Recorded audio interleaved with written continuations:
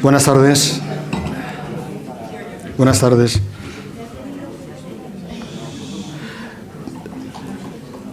Celebramos hoy una nueva reunión del Foro Sensus Communis, reproduciendo una visita que ya tuvimos el pasado mes de febrero de este mismo año.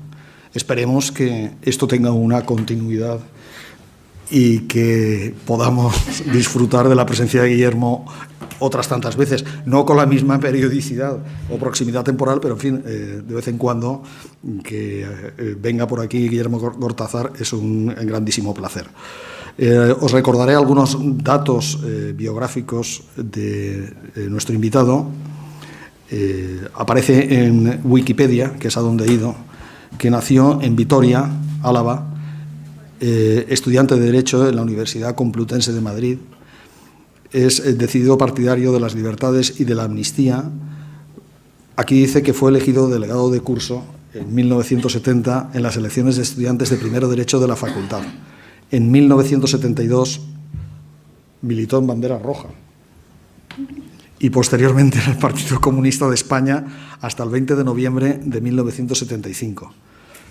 Experimentaría un viraje a posiciones más liberales, al igual que su pareja Pilar del Castillo, tras una estancia en Estados Unidos con la beca Fulbright. Tras entrar en contacto con el círculo de José María Aznar en 1989, ingresaría en el Partido Popular. Amigo de Alejo Vidal Quadras, fue diputado cunero de las Cortes Generales por la circunscripción electoral de Barcelona en la quinta, sexta y séptima legislaturas entre 1993 y 2001.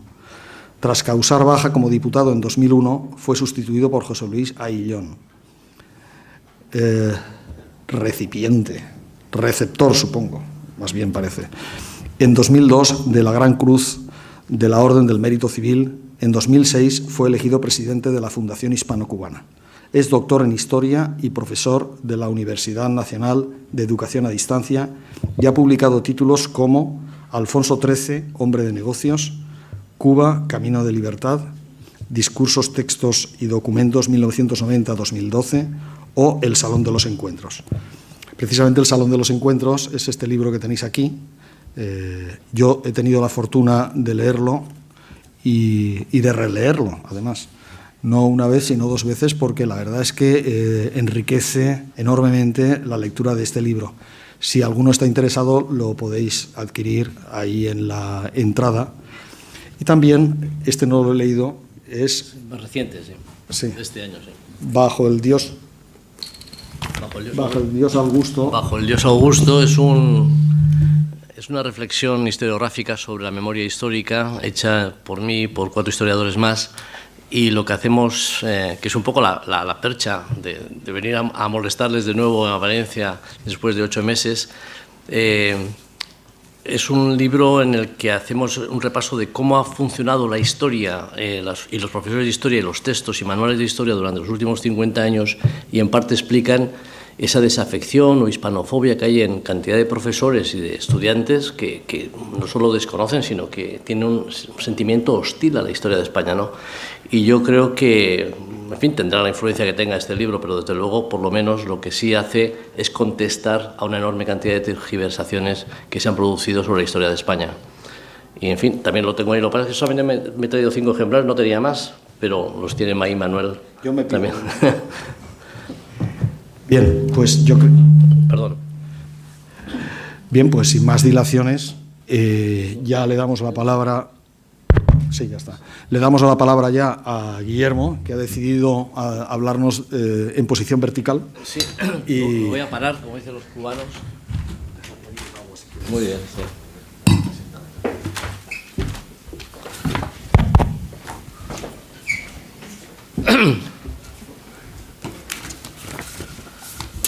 Buenas tardes. En fin, la verdad es que el día de hoy es un día un poco especial porque se van precipitando los acontecimientos. Estaba esta tarde en una entrevista de radio y en ese momento han comunicado la prisión incondicional del señor Junqueras y yo la verdad es que no sabía qué decir porque no me lo esperaba, igual que otros muchos amigos míos que no contábamos con eso. Pero vamos, lo que demuestra ese hecho es que estamos en una situación crítica profundísima, porque por mucho que digamos que es lo normal, que funcionan las leyes, funciona el Estado de Derecho, en la práctica el líder probablemente del principal partido catalán en estos momentos está en la cárcel. Perdón. Yo creo que esto sugiere una reflexión y la conferencia que les voy a impartir o perpetrar, como decía Oscar Wilde, voy a intentar hacerla lo más breve posible y lo más ligera posible, a los efectos de que podamos tener una conversación, un encuentro, porque es mucho más divertido y operativo tener la posibilidad de debatir y en situaciones críticas como esta, porque de verdad que en relación a mi anterior conferencia en esta misma sala, yo creo que las peores previsiones se han cumplido y superado. Por ejemplo, yo hablaba de una crisis del régimen político del año 78 y se ha manifestado con la declaración unilateral de independencia. Yo hablaba de una crisis de los partidos políticos y llegan al extremo de que un líder de uno de esos partidos políticos está en la cárcel en este momento. En fin, realmente es una situación, a mi parecer, a mi modo de ver, bastante crítica y requiere una pensada más allá del comentario inmediato, ¿no? Y es un poco el objeto de mi conferencia, ¿no? Yo creo que no es exagerado que diga que España, después de 40 años de una Constitución que básicamente ha sido una Constitución positiva, integradora, incluyente, en estos momentos requiere una reflexión en la dirección de grandes reformas. Reformas que a lo mejor no implican cambios constitucionales profundos, sino el cumplimiento de la Constitución y el cambio de leyes orgánicas que aseguren los derechos y rectifiquen los defectos que estamos viendo que tiene nuestro sistema político después de 40 años, porque es evidente que es un caso especial en Europa el hecho de que se declare independiente una región como Cataluña o que haya procedimientos judiciales en estos momentos, ¿no? Yo creo que hace 36 años hubo otro momento muy intenso en España, que fue el golpe del 23F, que ustedes recordarán, electrizó a los españoles. Pero, sin embargo, la crisis económica iniciada en el 2007 ha acompañado o ha puesto en evidencia, yo no diría que es la causa, que básicamente ha producido el fin del bipartidismo. El bipartidismo consiste en que ambos grandes partidos han perdido algo menos o algo parecido a un tercio de su electorado y de sus diputados.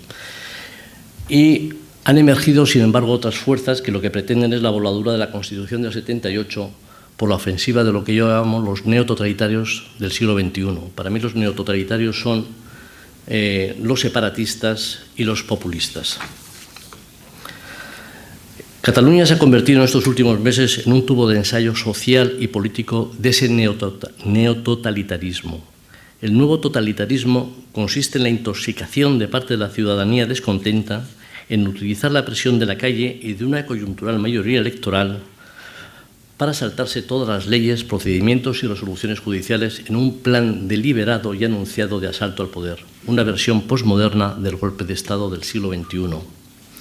Populistas y separatistas son el objeto de mi planteamiento actual. Acreditan la denominación de neototalitarios toda vez que los antiguos comunistas, en fin, yo en la época que estaba en el Partido Comunista era la forma de ser antifranquista, porque realmente no había partidos militantes contra Franco y los que luchábamos por la libertad, muchos de nosotros de mi edad, de mi generación, estábamos en la izquierda. Sin embargo, los comunistas que aún perduran son auténticos,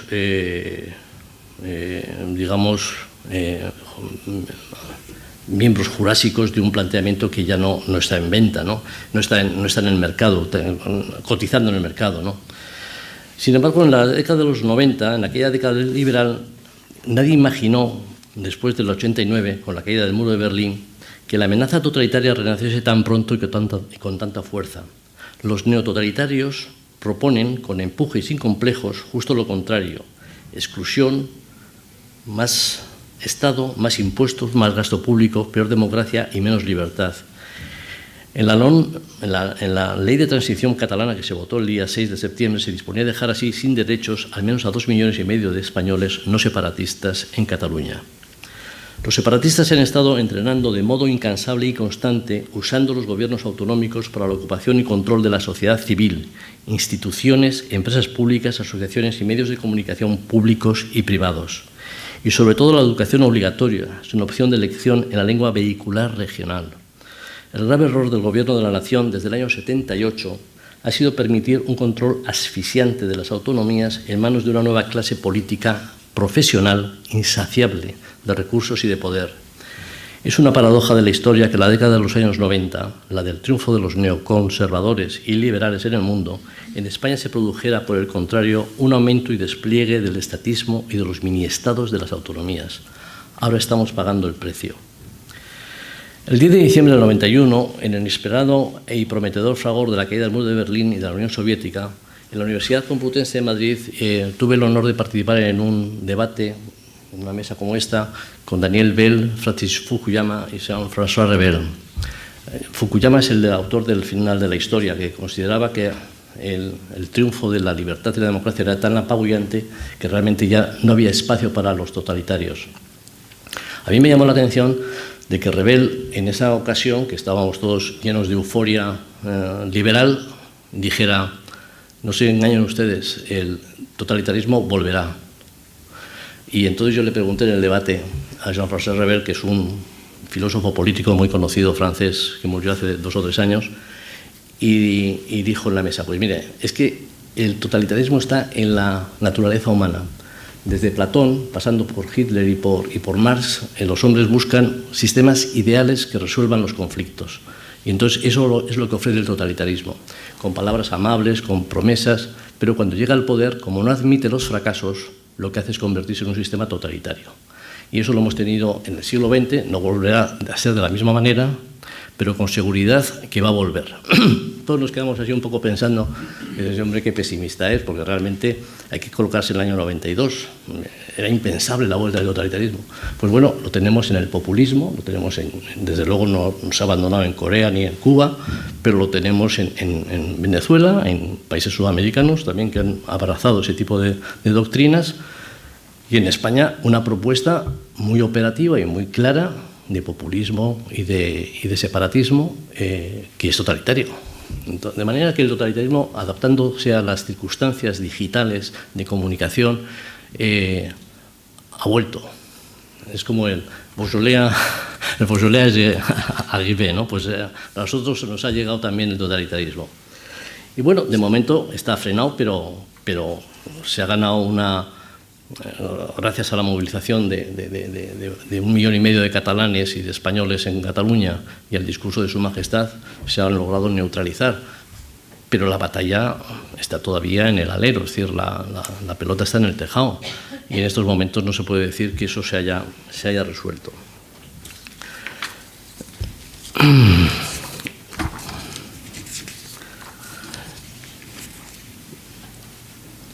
Siguiendo a Revel, esa teoría suya de que uno de los elementos del totalitarismo es la intoxicación de una buena parte de la población, el libro este que les he presentado, de Bajo el Dios Augusto, viene a desarrollar cómo se tergiversa la historia, especialmente la enseñanza de la historia y su utilización partidista.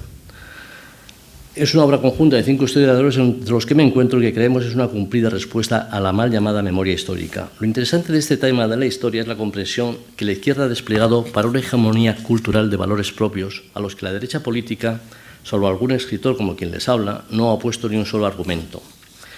El pasado 13 de junio, por ejemplo, el diputado Iglesias Turrión, en el debate de la moción de censura en el Congreso de Diputados, citó y calumnió en numerosas ocasiones a don Antonio Cánovas del Castillo, presidente del Consejo de Ministros de Su Majestad, en el que señalaba que había sido un hombre, en fin, del bloque de poder, que era un corrupto, etcétera, etcétera, ¿no? Sin embargo, Cánovas nació en Málaga en el año 28, en el seno de una familia ilustrada y humilde. Su padre era maestro de primera enseñanza y Cánovas pudo estudiar filosofía y derecho en Madrid gracias al apoyo de su tío, el escritor Estebáñez Calderón, al cual le recomiendo mucho porque realmente es una especie de Quevedo del siglo XIX. Escenas andaluzas es un libro delicioso del tío de Cánovas del Castillo. Había unos escritores en el XIX fantásticos que están totalmente en el olvido, pero que tienen una calidad extraordinaria.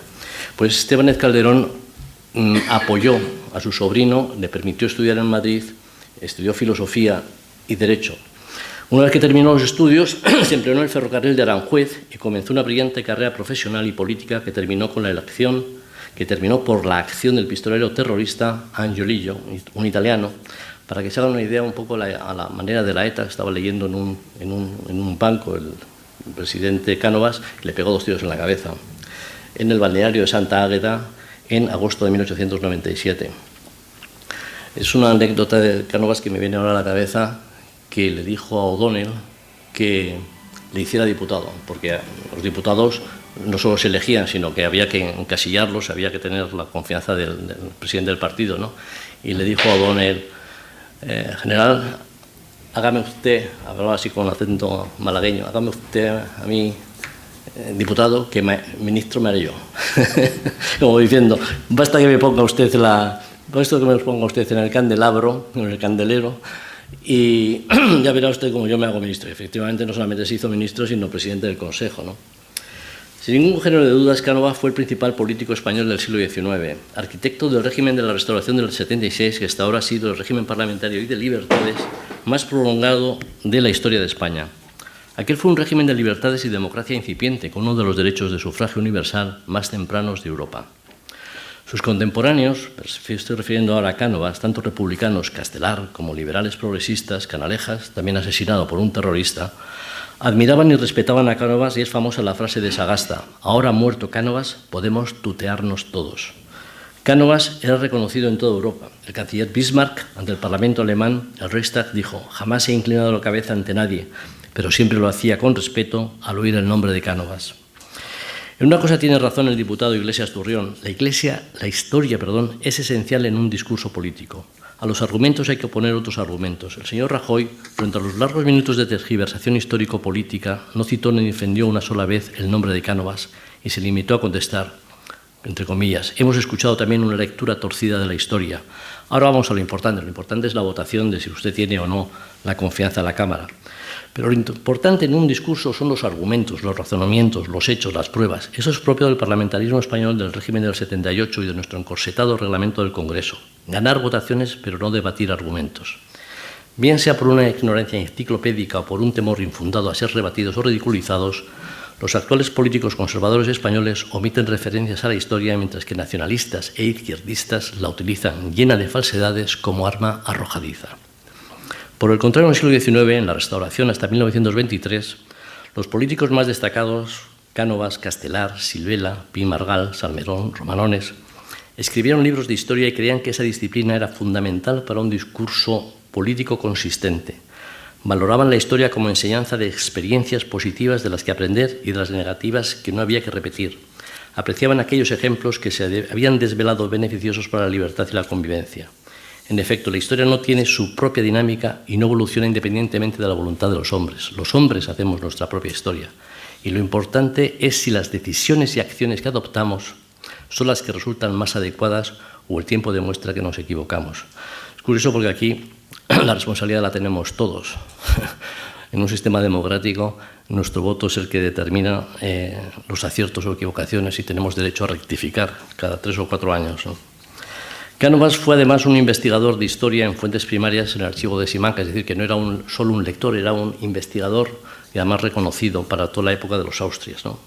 Sin embargo, Iglesias Turrión demostró tener un conocimiento histórico superficial, lleno de tópicos, sectario y antiguo, procedente de Ramos Oliveira y Tuñón de Lara, dos historiadores hoy casi olvidados hasta por sus discípulos. Por el contrario, las investigaciones eruditas de Cánovas iban orientadas a entender la esencia de nuestra historia en su grandeza y decadencia para proponer, con vocación de futuro, soluciones políticas de integración, paz civil y libertad. En 1875 había que acabar con la exclusión política, y es lo que hizo Cánovas. La exclusión política consistía en que llegaba a un partido y excluía al adversario, y los cambios se tenían que hacer por medio de golpes militares. Bueno, Cánovas y Sagasta articularon un sistema civilizado de alternancia en el poder que permitió ese largo periodo de paz y parlamentarismo que fue la Restauración. Además, en la época de Cánovas no hubo ningún caso de corrupción, ni en toda la Restauración. Incluso esa cultura de probidad pública y de honradez se prolongó durante toda la República, porque recuerdo que solamente hubo un caso de corrupción por el regalo de un reloj a un sobrino de Lerroux. Es decir, que si bien es cierto que el régimen del 78 está salpicado de corrupción y tiene unos elementos evidentes y razonables de crítica por su funcionamiento, sin embargo, al periodo que denostaba Iglesias Turrión en el Congreso, que es el periodo de la Restauración, no hubo un solo caso de corrupción. El Estado era mucho más pobre, era mucho más limitado, no tenía tanta obra pública, no tenía tanta contratación, pero el hecho es que no había esos escándalos que nos han perseguido en los últimos años en España. Y, por supuesto, terminó diciendo que la guerra civil, la llevan permanentemente la izquierda, la guerra civil, al Congreso de los Diputados, cambiándole el sentido, pero llamativamente la derecha no responde jamás a ese planteamiento, ¿no? Iglesias Turrión terminó con la frase: acabó la República con una guerra que enfrentó a la democracia con el fascismo. Hay que decir al señor Iglesias que no fue así, los hechos fueron diferentes. La República acabó por un golpe de Estado de parte del ejército, al estilo de los pronunciamientos militares del siglo XIX, que al fracasar en Madrid desencadenó una guerra civil. La guerra civil no enfrentó a la democracia con el fascismo. El partido falangista, que sí era fascista, apenas contaba con unos pocos miles de afiliados y la República dejó de existir como régimen democrático en julio de 1936. Luego, en julio de 1936 no se enfrentó la España fascista y la España democrática. El poder republicano se dispersó después del 18 de julio en los frentes de la guerra y en las calles con una turba armada de sindicalistas, anarquistas y comunistas dedicada al saqueo y a los paseos de ciudadanos por el hecho de ser católicos o trabajadores y profesionales no adeptos a la izquierda. Por eso lo que quedaba de la República no obtuvo el apoyo de las democracias occidentales. Puestos a comparar, la figura de Azaña es la opuesta a la de Cánovas. Donde Cánovas intentó incluir, Azaña consiguió excluir. Donde Cánovas intentó y logró un régimen de libertad e integración para todos los españoles, Azaña diseñó una constitución sectaria, hostil para media España, que a su juicio no admitía reformas ni siquiera por la vía de los votos. De ahí que sea realmente importante responder a las invenciones historiográficas de la izquierda, máximo en una sede parlamentaria, porque de lo contrario el que calla otorga.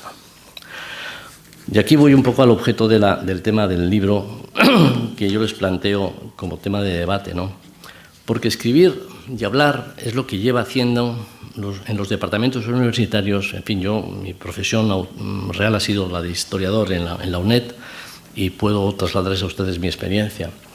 En la Universidad Española actual, salvo honrosas excepciones, si un estudiante de doctorado plantea cuestiones no políticamente correctas, entendidas por tal las grandes verdades de la izquierda historiográfica, no va a tener becas, no le van a aprobar el proyecto de investigación, no va a poder ser profesional de la enseñanza. Y en la práctica lo que se está produciendo es una especie como de los judíos conversos, aquellos que había criptojudíos, que hay mucha gente que tiene otros planteamientos, pero se ven obligados a escribir o a investigar en contra de su propia conciencia y de su propio conocimiento. En casos dramáticos de esquizofrenia profesional, porque si no, no le dan el pase, entre comillas, o la aceptación profesional en la Universidad Española.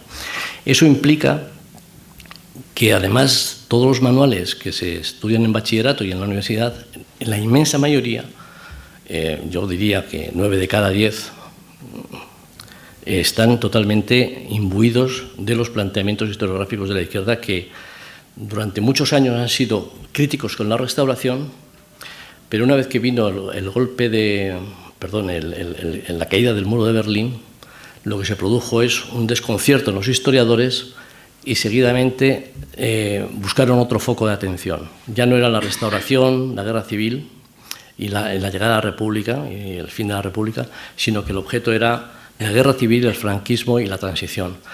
Y entonces, todos estos historiadores más o menos radicales de izquierda o moderados de izquierda, lo que hacen es una historiografía terriblemente crítica, exaltadora de la República, tergiversada en cuanto a la Guerra Civil, una descripción más o menos realista o exagerada del franquismo, y luego un concepto de que la transición en el fondo es un enjuague del franquismo con una izquierda que ha traicionado a sus posiciones. Con lo cual, los manuales, en lo que es la historia de España, son tremendamente críticos con la situación actual y, por otro lado, lo que hacen es, en los temas historiográficos, ya sean la Revolución China, la Revolución Rusa, la Revolución Francesa, es una exaltación de los movimientos revolucionarios totalmente enloquecidos y favorables al totalitarismo. Y así se explica que en las unidades españolas y en los manuales de bachillerato, ahora les voy a hacer una exposición de cómo está eso, pues realmente haya una enseñanza tremendamente tergiversada.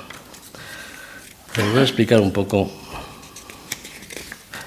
cómo está esto, porque hace una semana tuvimos la ocasión de verlos. A ver si se lo encuentro, porque no quería leerles todo el texto. Pero bueno, el caso es que un profesor de Alicante, un catedrático del Instituto de Alicante, que se llama Caballero, profesor Caballero, ha estudiado 25 manuales de bachillerato del año 75 al 2000. ¿Lo debo tener por aquí? A ver si lo encuentro. Al 2015. Bueno, de los 25, y se centró solamente en el tema de Rusia. Y en la totalidad de los manuales se tergiversaba por completo la Revolución Rusa. No se explicaba que el zar había caído en febrero. No se explicaba que Lenin se había enterado de la caída del zar en Suiza. No se explicaba que Lenin había sido financiado su viaje desde Suiza a Rusia a través de Alemania. No se explicaba que lo que había en Rusia era un régimen democrático, que era la Duma, que había elegido un gobierno provisional, que a su vez había convocado una asamblea constituyente para noviembre. No se cuenta para nada en los 25 manuales de bachillerato de historia que el bolchevismo perdió las elecciones de noviembre del 2017 por 100 y pico diputados frente a 400 que eran de otros partidos, liberales, socialdemócratas, etcétera. No se explica, no se informa de que Lenin, al perder la primera votación, cerró el Parlamento por completo. Bien, la visión que se da, además ahora estamos en el centenario de la Revolución Rusa del año 17, en la Revolución Rusa, de la realidad a lo que se escribe en los manuales, incluso de bachillerato más elemental, es nada parecido con la realidad. Es decir, es toda una sarta de mentiras y de lugares comunes, según el estudio de este historiador, que, en fin, yo lo conocía por los manuales universitarios, pero fue muy ilustrador lo que este hombre nos contó. En este momento. Bueno, pues a mi juicio, esa tergiversación de la historia lo que trae consigo es uno de los elementos explicativos de una desafección y una hispanofobia que en estos momentos está vigente en España. Hispanofobia que tiene parte de fundamento en esa enseñanza tergiversada de la historia, pero también en los defectos propios del régimen del 78, que es de lo que me ocupo en el otro libro del Salón de los Encuentros, ¿no? Comentaba el otro día que en una conferencia de este estilo me preguntaron directamente cuándo creía yo que se había torcido la buena marcha de la democracia española que se había iniciado en el año 77. Y entonces rápidamente contesté que a mi juicio había sido en el momento en el que Suárez había decidido cambiar su sede de gobierno de la calle del Paseo de la Castellana al paseo al centro de la Moncloa, al complejo de la Moncloa.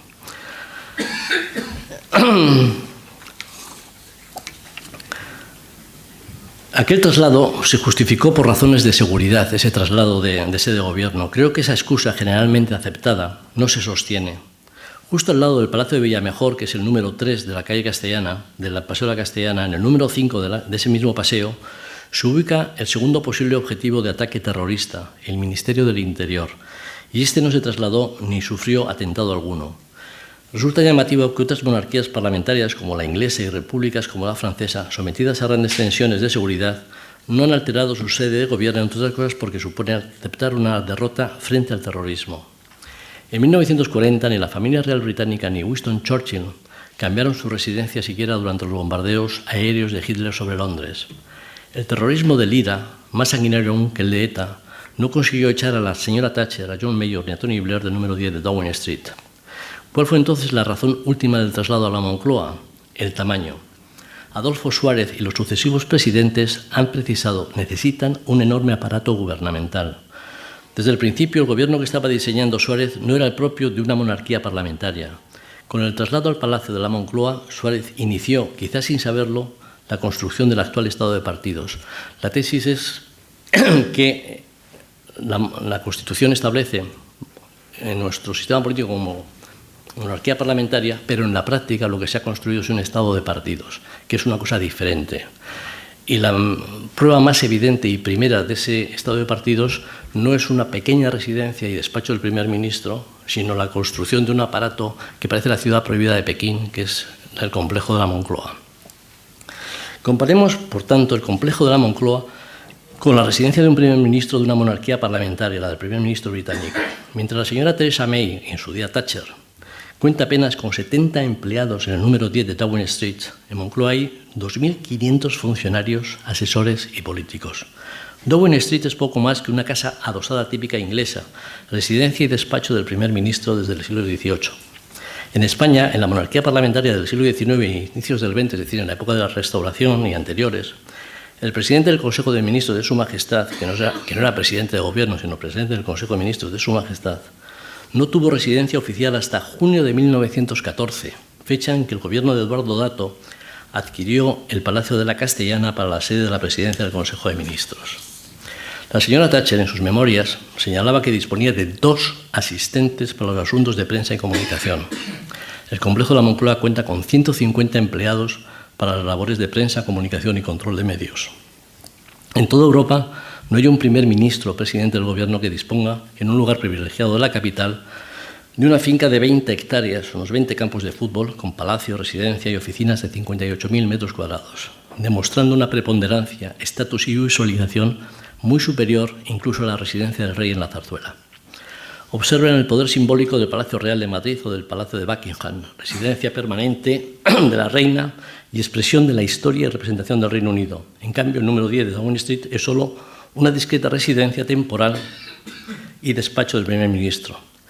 En las monarquías parlamentarias se entiende que la corona es representación permanente del conjunto de la nación, mientras que el presidente del gobierno es solo la cabeza temporal de uno de los 3 poderes del Estado. La señora Thatcher tuvo buen cuidado, cuando accedió a su residencia, de aprovechar los muebles de su antecesor e incorporar algunas obras de arte modernas, como una escultura de Moore. Además, decoró las salas de reuniones con obras originales prestadas de Turner y Rebourg, junto con retratos de Jorge II, Wellington y otros héroes de la historia del Reino Unido. Pues según señalaba en sus memorias, esto lo dice ella, en ellos se hacía perceptible la continuidad de la historia. Me parecía muy importante que cuando vinieran visitas extranjeras a Downing Street pudieran contemplar parte del legado cultural de Gran Bretaña. Cierro comillas. Cuando las autoridades extranjeras, sin embargo, visitan la Moncloa, tal parece que a pesar de nuestro impresionante legado cultural e histórico, los visitantes no tienen ninguna referencia de la historia y cultura de España y pueden pensar que han llegado a Finlandia o a Groenlandia. Muebles, similescay, blancos, litografías, cuadros abstractos de Guerrero, Miró, Tapies, Barceló, enormes mesas de cristal.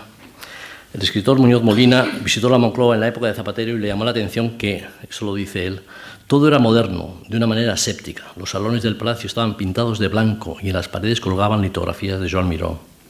Cierro comillas. Esta obsesión por el arte abstracto procede de los años de Felipe González y los siguientes presidentes han mantenido y ampliado el mismo lenguaje simbólico no figurativo. Un lenguaje muy siglo XX, muy moderno, como queriendo significar nada en concreto, nada que pueda ser susceptible de crítica, ningún relato, ninguna referencia a la historia. Los presidentes del gobierno en la Moncloa, con 0 ataduras estéticas del pasado, han inaugurado una nueva época, la época del estado de partidos iniciada en 1977.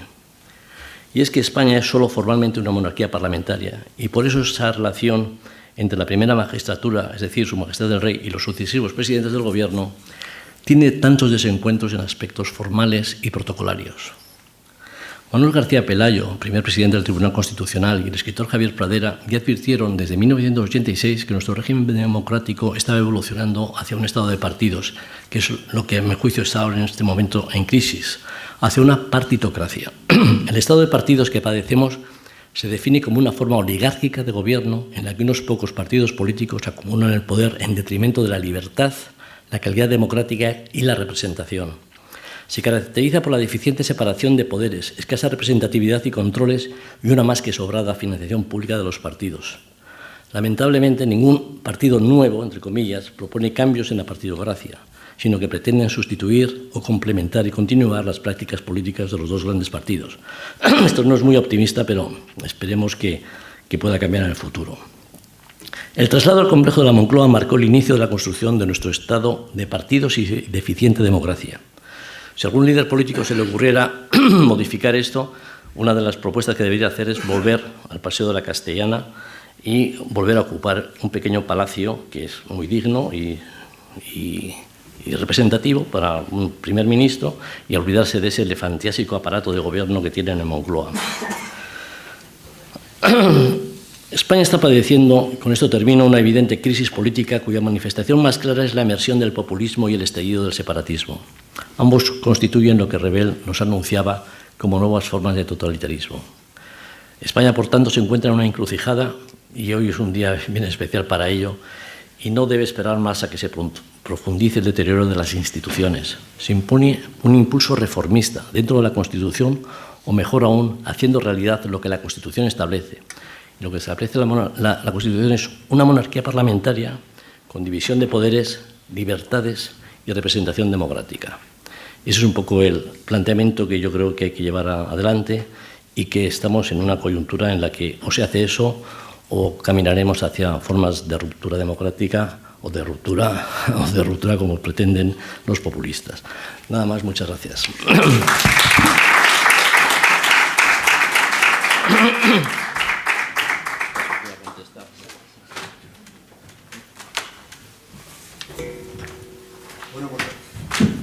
Pues ahora es cuando toca entrar en debate sobre...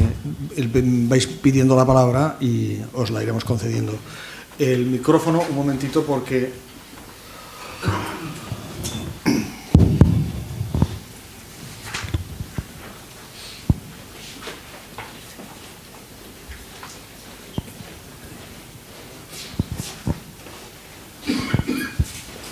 Bueno, ya se oye, ¿no? Bueno, muchas gracias, señor Cortázar, está usted extraordinario. Bueno, yo voy a hacer 3 preguntitas para caldear un poquito el ambiente, nada más. Primero, efectivamente, esto es más bien una partitocracia, eso está claro.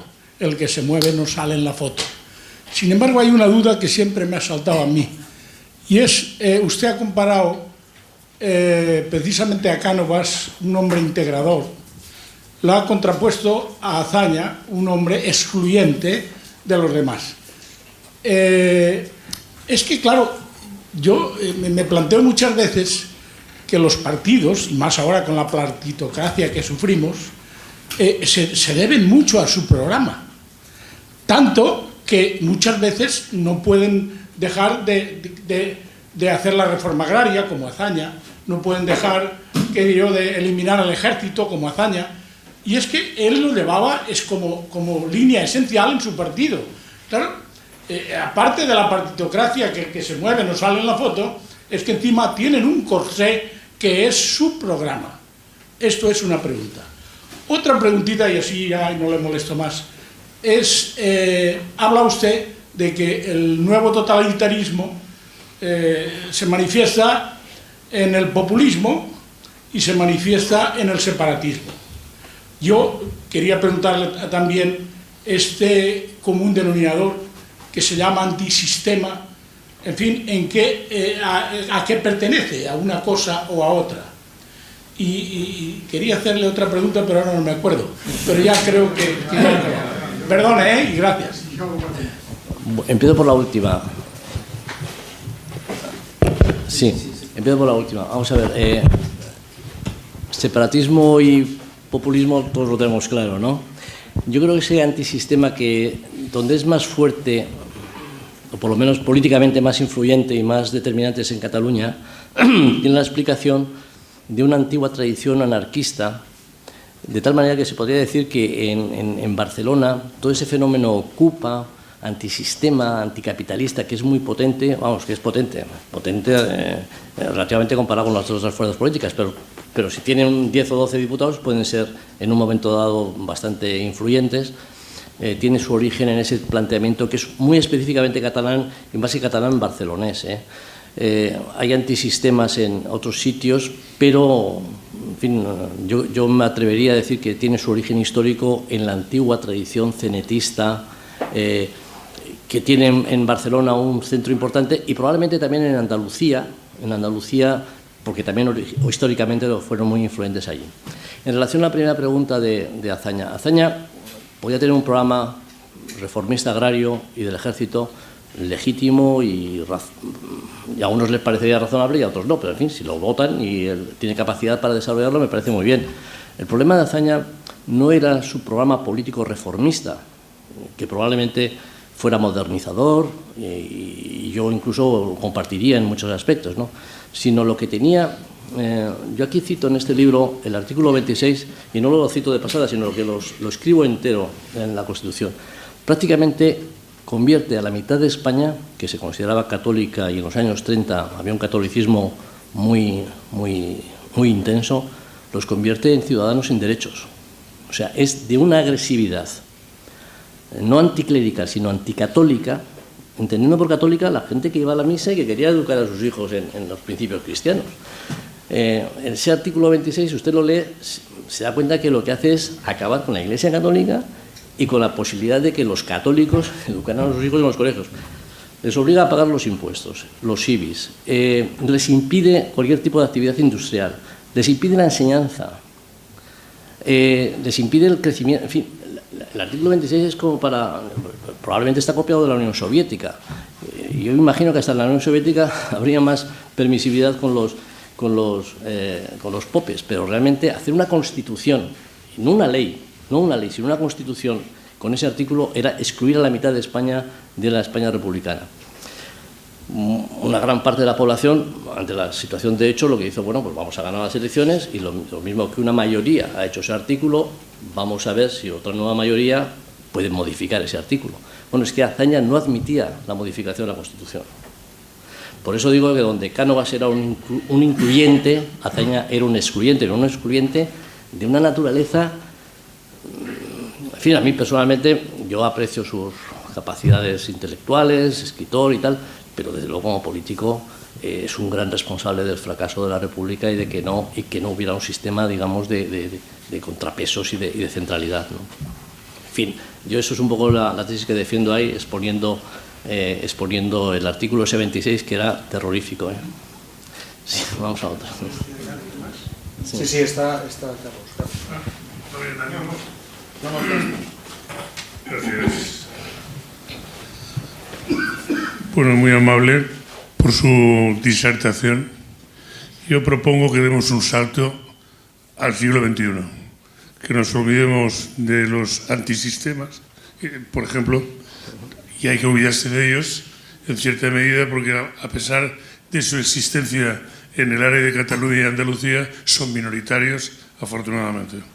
Se ha comentado aquí que vivimos en una partitocracia. La pregunta al profesor es, ¿qué otra solución hay si no hay partidos? Ya está. Bueno, vamos a ver, la partitocracia no quiere decir, vamos a ver, no hay democracia sin partidos. Es decir, yo no soy antipartido. Es decir, lo que ocurre es que hemos construido un sistema que es un estado de partidos que es distinto de una monarquía parlamentaria. Le voy a poner un ejemplo que usted lo va a ver claramente. A finales del siglo XVIII se funda el Liberal Party y el Conservative Party en Inglaterra. Bueno, son partidos que llevan 300 años y el Labour Party es de finales del siglo XIX. Es un partido que tiene casi 150 años. Bueno, en España, desde el 78, el estado de partidos que hemos construido se ha cargado la UCD, AP, PCE, UPyD, CDS, Convergencia y Unió, Unión Democrática. Esquerra está en la cárcel. CiU, Convergencia y Unió. Es decir, es un sistema político que tritura a los partidos políticos, mientras que la monarquía parlamentaria preserva a los partidos, pues son muy importantes para la democracia, es una forma de canalizar la opinión. Y en eso estoy de acuerdo con usted, no hay democracia sin partidos, son muy importantes. Lo que ocurre es que los partidos tienen que ser representativos, tienen que ser estables y tienen sobre todo que tener un vínculo de intereses y de representación. En mi experiencia política, yo he estado en partidos en la época de Franco, que aquello era clandestino, y he estado en partidos en la época de la democracia. ¿Quiere usted creerme que casi había más disciplina en la época de la democracia que en la época de Franco? En el Partido Comunista había más debate y, entre comillas, más libertad que en el Partido Popular. En el Partido Popular, yo estaba en el Comité Ejecutivo y allí no hablaba nadie. Nadie se atrevía a opinar en contra, salvo que fuera a decir, qué bien lo ha hecho el ministro, que eso está tan bien. Una cosa sorprendente, decía yo, pero bueno, ¿esto qué es? Pues es que son partidos totalmente monolíticos, construidos desde la cúspide hacia abajo. Y eso explica todas las cosas, por ejemplo, la corrupción.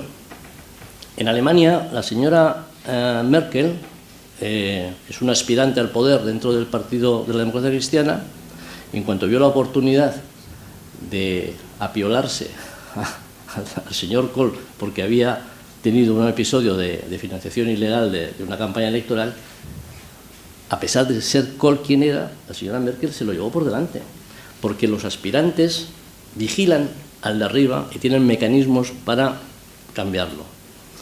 En el caso de España, los que están de aspirantes, lo único que aspiran es a tener el favor del de arriba porque no tienen capacidad de cambiarlo, sino simplemente de recibir bendiciones y beneficios. En consecuencia, la corrupción en España no va a terminar hasta que no haya un sistema de control de los de abajo hacia los de arriba. Es decir, son muy importantes los partidos, sí, pero tienen que ser democráticos internamente, con sistemas de control, y además otra cosa que es fundamental, en el sistema británico lo demuestra, es la representación de distrito uninominal. Es decir, que el diputado se debe a los electores y no a quien le pone de diputado. Entonces, no sé si con eso he contestado su pregunta, pero vamos a ver, partidos sí, estables sí. En una monarquía parlamentaria son muy estables y son representativos y tienen mecanismos de control. En el caso de España, el balance de los partidos es terrorífico. Vamos a ver qué pasa en el PP el día que no tenga la masilla, vamos, la masilla en el sentido de lo que une, ¿no?, y pega, que es el poder y los cargos. Es que realmente el riesgo de que los partidos que conocemos, más de los que hemos conocido, se vayan al garete es bastante alto. Entonces, yo soy partidario de las listas abiertas. Soy partidario del distrito uninominal mayoritario. Y dentro de lo que hay ahora es mejor la abierta que la cerrada. Pero espera. Lo que es el distrito uninominal. El distrito uninominal mayoritario significa que en vez de presentarse, ser el distrito de la provincia, lo que se establece son distritos de 80 o 90.000 personas. Al estilo británico. Bueno, yo tengo una experiencia que les voy a trasladar que es muy graciosa. Estaba en una reunión en Londres de diputados y yo era diputado cunero, como ha leído Carlos acertadamente, por Barcelona. Pues yo soy de San Sebastián y como en aquel momento la ETA se dedicaba a matar a los diputados, Aznar tuvo el acierto de decir, bueno, tú vete a Barcelona que pases más desapercibido, porque claro, es bastante desagradable que te peguen un tiro. Y dije, yo encantado. Y entonces me fui a Barcelona de diputado, que es un sinsentido del sistema político actual. No representas a nadie, o sea, representa a la lista, pero tú no representas a nadie, ¿no? Pero en aquel momento tenía una justificación de tipo práctico que no era menor. Y en esa reunión de diputados me dice un diputado inglés, bueno, ¿y usted, su distrito, cuántos electores tiene? Digo yo, 3,5 millones. Y dice, muy interesante, ¿y los conoce usted a todos? Claro, porque ellos se trabajan en su distrito, son 80.000 o 90.000 personas, entonces están permanentemente en el distrito, trabajándose en el distrito, conociendo las relaciones, las empresas, los intereses que hay allí, y están muy vinculados al distrito, ¿no? Mientras que un diputado en España de Barcelona, yo imagino que Valencia pasa igual, porque Valencia es una gran ciudad, ¿no?, o Madrid, pues el número 4 de Madrid o el número 3, como iba yo de Barcelona, y que no lo conocían, vamos, no sabía que me presentaban a mi familia. Mientras que en el distrito uninominal tú representas a tu distrito y entonces tienes una capacidad de trasladar la opinión al Parlamento y tener tu propia independencia mucho mayor de la que tienes ahora, por un lado por la dinámica interna de los partidos y por otro lado por la no representación que tienes como diputado o senador. Y el que gana se lo lleva todo. Pues eso. El que gana se lo lleva todo, claro. O sea, es muy negativo para los pequeños partidos que no tienen representación, pero hace muy estable el sistema, claro, porque genera un partido mayoritario y un partido de oposición, de leal oposición, ¿no? Sí, pero... Me alegro que no coincida usted con su amigo Aznar referente a Azaña. Creo que opina de distinta manera. Hubo una época que Aznar alababa a Azaña constantemente, no sé por qué, no lo entendí jamás, porque además de lo que he contado hay otras muchas cosas más que contar. Voy a contar algo y después le haré la pregunta con relación a eso. Yendo a Moscú, buscando un representante para la empresa que nos representara para vender en aquella zona, estamos hablando de la perestroika, antes de la apertura, pues conocimos un niño de la guerra, no era un niño de la guerra, tan mayor como yo, o más, 6 o 7 años más tendría que tener, o más. Y entonces, pues estuvimos hablando, lo nombramos representante, y en la conversación me explicaba que se casó allí, que su mujer, bueno, pues era una rusa, como otras, y los padres de ella habían caído en desgracia en el régimen y tuvieron que esconderse porque le quitaron la casa. Como las casas estaban nacionalizadas todas, usted ya no le corresponde, a la calle, en Moscú, a la calle, en invierno. Menos mal que a las afueras tenían un pariente, como alguna casita de estas pobres, porque entonces, y no podían entrar en la casa porque si los veían en la casa esa se les caía el pelo a sus parientes. Y estuvieron viviendo varios años en el gallinero, con el frío de Moscú. A mí se me puso la carne de gallina. Eso es una de las anécdotas de pollo, vamos. Esa es una de las anécdotas que conocemos. Y la pregunta es esta. No entiendo por qué la izquierda, que no tiene por qué tener cuernos ni rabo, por qué la izquierda oculta todas estas cosas de esos regímenes como ese, o como el cubano, etcétera, etcétera. ¿Por qué? No es entendible. Y yo conozco gente de izquierdas, muy buenos amigos míos, excelentes. Yo diría que muchas veces mejor que los de las derechas. Pero, no sé, tienen un tic que en el mejor de los casos se callan. Y de lo contrario, hay que hablar a favor bien del régimen, de los regímenes estos. Y sobre todo en la época de Franco. Aquello era, vamos, tenía que hablar bien porque si no, no aprobaban la cátedra. Bueno, es la pregunta, ¿por qué? ¿Qué factores psicológicos hacen que eso ocurra? ¿En historiadores o en gente de la calle normal y corriente? Empezando por el tema de Aznar. Hombre, yo en aquella época era secretario de formación del Partido Popular y tenía una posición muy central en todos los temas, no diría ideológicos, pero sí en los teóricos, en los programáticos, ¿no? Y yo siempre fui muy crítico. Pero sin embargo reconozco que tenía un efecto. Yo creo que Aznar lo que se proponía con ese giro azañista era reivindicar una posición de centro y que él no se reconocía solo o fundamentalmente en don Francisco Franco ni en Cánovas del Castillo ni nada de esto, ¿no? Hay que decir que la derecha política española en su inmensa mayoría son funcionarios y como tales son buenos conocedores del derecho administrativo pero muy malos conocedores de la historia. Y entonces, en el momento que hay que hacer algo un poco sofisticado o claro de historia, se ponen muy nerviosos y no quieren saber nada.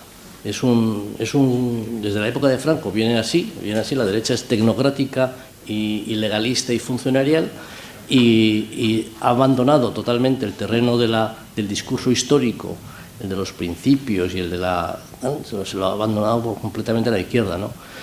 Entonces, lo de Aznar tenía esa pretensión. Yo creo que es una pretensión equivocada porque realmente la derecha medianamente culta no entendía qué tenía que ver Aznar con Azaña y realmente no tenía nada que ver, pero tenía un efecto de comunicación así un poco superficial que a alguno le debió reír la gracia, a él le gustó.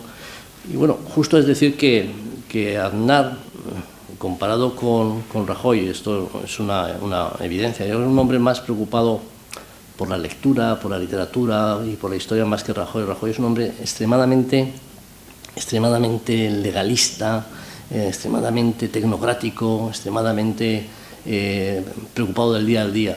Sin embargo, en Aznar sí había una cierta preocupación de visión a más largo plazo, probablemente errónea, como usted señala muy bien, pero son dos caracteres muy diferentes, ¿no?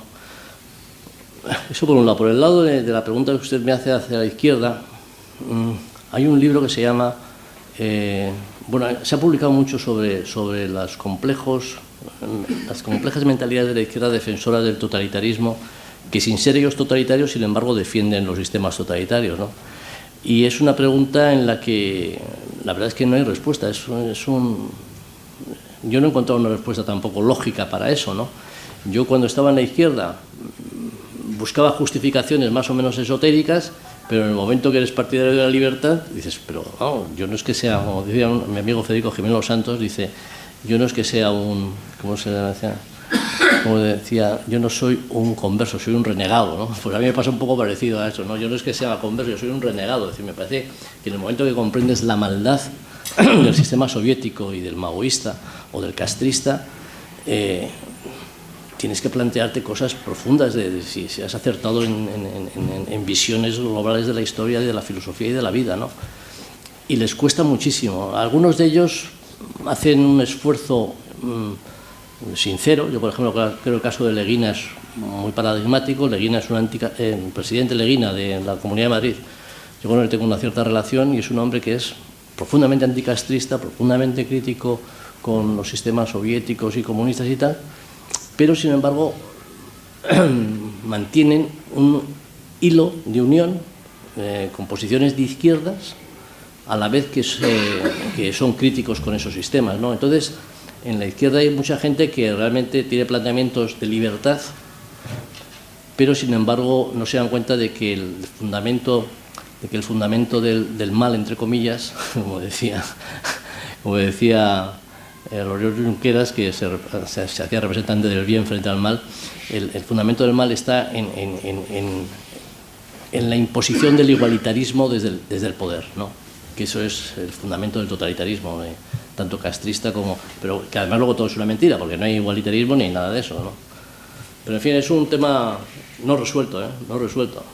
Pues sería el principio de poder intentar resolver muchas cosas. Pero vamos, ha contestado muy bien. No se sabe, y es imposible casi. Sí, sí.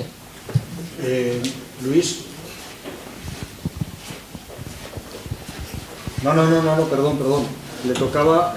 No, pues adelante. No, que da igual. No, entonces le tocaba al señor del fondo, ¿eh?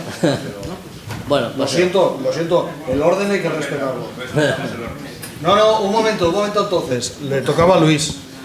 Luego al señor del fondo y luego al señor del medio. Así ha sido el orden. No. Aquí. No, lo siento. Es que estaba antes. Para eso estoy aquí yo, es mi único cometido. Y escuchar. Muchas gracias, Guillermo. Yo me quedo con muchas gracias por todo lo que has explicado, pero yo desde hace unos años lo que más me preocupa es el empeño español de pensar que somos muy distintos a los demás, también el uso del lenguaje en otros países, porque yo cuando pienso que otros países suelen ser solo dos, porque ejemplares hay muy pocos países.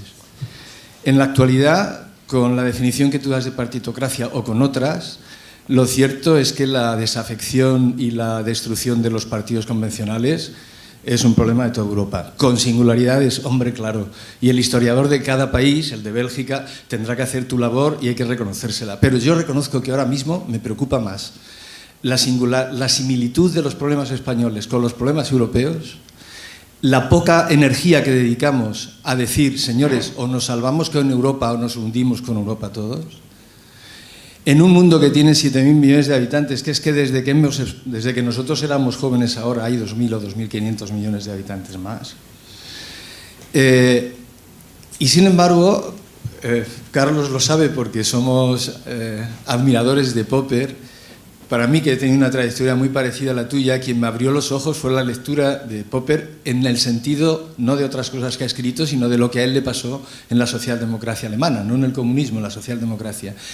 Y releyendo estos días, por razones que no hacen acaso, libros de los años 70 suyos, o sea que hace ya unos cuantos años, él pone el dedo en la llaga de las instituciones. Los países que no tenemos instituciones somos los que tenemos el riesgo de que haya partitocracias o cualquier otra enfermedad de la democracia, porque pueden ser otras. La filosofía política, que yo ahora tengo alguna lectura más, no es la historiografía en la que tengo una gran carencia, que amigos como vosotros llenáis, se incide más en un debate que lleva también 40 o 50 años y en España está llegando ahora, que es el debate de las tres opciones de democracia: el comunitarismo, el liberalismo, el republicanismo, no de la República Española, el republicanismo de Rousseau.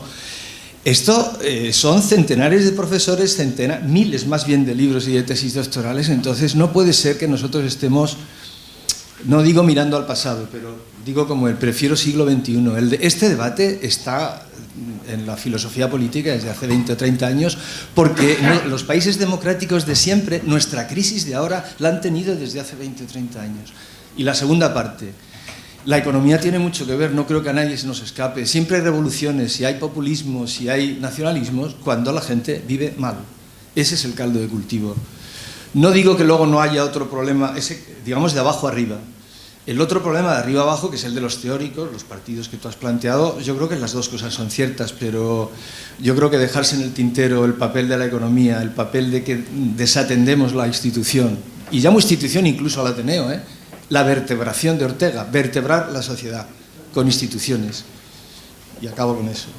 En respecto a lo que él ha dicho, yo creo que el problema de esa contradicción entre personas que no son dudosas de que sean demócratas en su vida diaria, pero defienden totalitarismos, pues yo creo que es un problema del ser humano, y hay personas muy religiosas que siguen defendiendo una Iglesia católica de siglos pasados que era indefendible. ¿Y por qué la defienden? Porque piensan que la doctrina de Jesucristo era buena. Estas personas, en mi experiencia personal, lo que defienden es que la teoría del comunismo es buena, pero se ha aplicado mal. Este viene a ser su coartada intelectual. Bueno, parecida a la del cristiano que dice: la Iglesia está corrupta durante 2 milenios, pero el Evangelio de Jesucristo era bueno. Yo creo que es un mecanismo muy paralelo, muy parecido. Pero bueno, esto es una opinión sin mucha a eso contestaba Rebel en ese debate, decía... esto es como cuando hay dice, el socialismo no tiene los problemas que dicen que tienen, sino su aplicación, ¿no? Y esto es como lo mismo que decir que cuando hay humedades, la culpa no la tiene el agua, sino que la tiene otra cosa, ¿no? Realmente, si hay humedades y el agua es el culpable, pues es evidente, ¿no? Pero en fin, la verdad es, bueno, un poco yendo a lo que planteas tú del siglo XXI, yo creo que estamos en un cambio de situación muy profundo, que es el mundo del siglo XXI es un mundo digital, es un mundo cambiante por completo. Sesiones, digamos, analógicas como estas cada vez son más raras. Lo normal es que se haga todo ya por YouTube y por vídeo y por Internet y por WhatsApp. El mundo está cambiando a unas velocidades impresionantes, ¿no? Y también está cambiando el Estado-Nación. El Estado-Nación que ha hecho los países europeos y han hecho la gran civilización europea del siglo XV al siglo XX, ¿no? En el siglo XX hubo lo que hubo, 2 guerras mundiales, y estamos intentando reconstruir Europa sobre la base de la Unión Europea. Entonces la Unión Europea, desde luego, es el horizonte necesario de España, porque o nos salvamos todos o nos hundimos todos en un mundo global, ¿no? Como al que vamos. Pero, sin embargo, fíjate, dicho eso y compartiendo contigo el punto de vista, sin embargo, lo que ha pasado en estas 2 últimas semanas ha demostrado que el Estado-Nación tiene todavía una fortaleza impresionante, porque aparentemente Rusia se ha dedicado a mover los Estados-Naciones europeos, entre otros el de Cataluña, porque nos pasa la factura de la faena que le hemos hecho en Ucrania, y porque prefiere una Europa en crisis y dividida más que una Europa unida con la gran fortaleza de la OTAN en las puertas de su casa, ¿no? Pero, sin embargo, ese planteamiento conspirativo, aparentemente, que yo no sé hasta qué punto es verdad, pero aparentemente por parte de Rusia y por parte de otros intereses para descomponer el Estado-Nación tradicional europeo, lo que ha demostrado las últimas 2 o 3 semanas, después del discurso de Su Majestad el Rey, es que hay un peso de la historia, no sé si de la teoría política, pero de la historia es tremendo, muchos millones de españoles del conjunto de España y de los que viven en Cataluña hemos dicho que estamos dispuestos a dejar sin derechos a 2,5 millones de españoles que no se sienten independentistas o separatistas. Entonces esto de pronto 2,5 millones de personas se quedan sin derechos, se quedan sin nacionalidad, sin pasaporte, sin ubicación, sin derechos, se convierten en, como decían los griegos, ciudadanos sin derechos, que son ilotas. Entonces ha habido una sublevación en Cataluña y en el conjunto de España. Y eso ha demostrado que el Estado-Nación tiene mucha consistencia y la Unión Europea lo que tiene que hacer es aprovechar los Estados-Naciones que tienen consistencia histórica. Y yo creo que en ese sentido España es un país que tiene consistencia histórica, que lo ha demostrado estos días y que esperemos que termine saliendo bien de la crisis, porque todavía la crisis no ha terminado. El tema de la economía. Hombre, yo creo que la partitocracia generaba mucho indignado y descontento por la corrupción, por la falta de representación. Eso lo ha sabido aprovechar un movimiento populista, pero lo ha aprovechado fundamentalmente en el marco, como dices tú, de una crisis económica. La crisis del año 7 hasta el año 11 o 12 ha sido brutal, ha dejado mucha gente empobrecida y se ha aprovechado esa circunstancia para incidir en una indignación política de muchos jóvenes que no veían futuro, que no veían trabajo, que estaban en el paro, y de muchos desplazados de la situación económica. Qué duda cabe que la situación económica tiene un gran peso, pero sin embargo, en mi idea, las crisis políticas, la crisis política española, aunque mejore la economía, no se resuelve si no se reforma la política. Y la política pasa por que los partidos funcionen bien, porque la representación sea efectiva, porque la división de poderes sea realmente ejemplar. No en el día a día de los jueces, en fin, aquí tenemos un buen ejemplo, ¿no?, de los jueces en casos particulares, sino en lo que es realmente el aparato de gobierno de los jueces, del Tribunal Supremo, del Tribunal Constitucional, etcétera, ¿no? Pero fíjate, yo, que soy hipercrítico y lo prueba este libro con el tema de la justicia, yo creo que nos está sorprendiendo a todos los niveles de independencia que está demostrando. Yo estoy convencido de que el gobierno de España para nada quería que el señor Oriol Junqueras fuera a la cárcel. Para nada, vamos. Y sin embargo un juez ha dicho, este señor a la cárcel. Me da la sensación, ¿eh? Y bueno, yo creo que es un... Sin duda, ¿no? O sea, yo creo que es un ejemplo de independencia judicial que, claro, que es muy difícil aplicar a los que están en el poder, porque estando en el poder los jueces tienen mucho cuidado, porque el que está en el poder, me refiero a lo que es la línea ejecutiva, tiene unas capacidades de influencias brutales, ¿no? Pero en el momento que la prueba está en que Oriol Junqueras ya no era nadie, entre comillas, es presidente de un partido pero no tenía un cargo institucional, ¿no?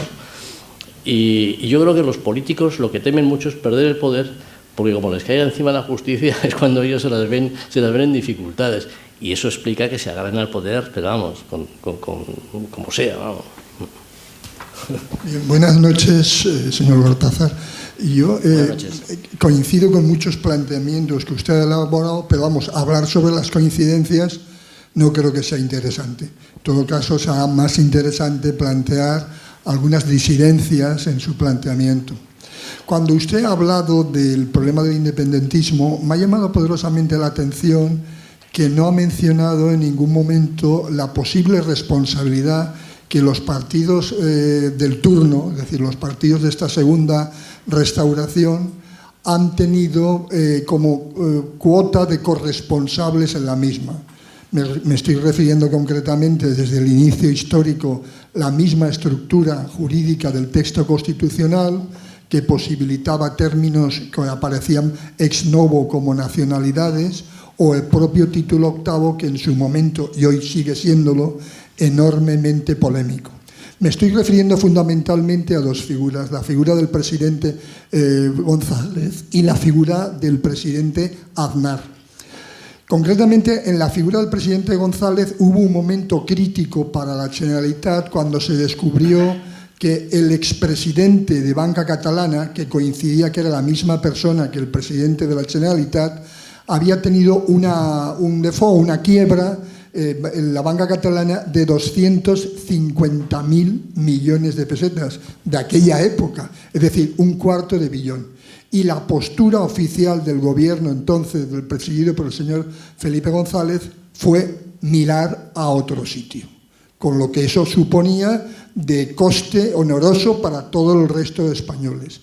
Y posteriormente, en la etapa del señor Aznar, también coincidiendo con la necesidad del apoyo de Convergencia y Unió para obtener una mayoría en el Parlamento, también cedió a las presiones, concretamente que sí que afectaban a la Comunidad Valenciana, del señor Pujol, creando una Academia Valenciana de la Lengua, conocida popularmente como Academia Valenciana de la Lengua Catalana, y que ha posibilitado la enseñanza en las escuelas y en los institutos, proliferando fundamentalmente el catalán. Usted eso no lo ha mencionado y creo que es de justicia, por lo menos, recordar la parte alícuota de responsabilidad que los partidos del turno, es decir, el Partido Popular y el Partido Socialista, tuvieron en aquel momento y que considero fue fundamental, porque durante 38 años el proceso educativo de la Generalitat catalana se estuvo incubando el huevo de la serpiente,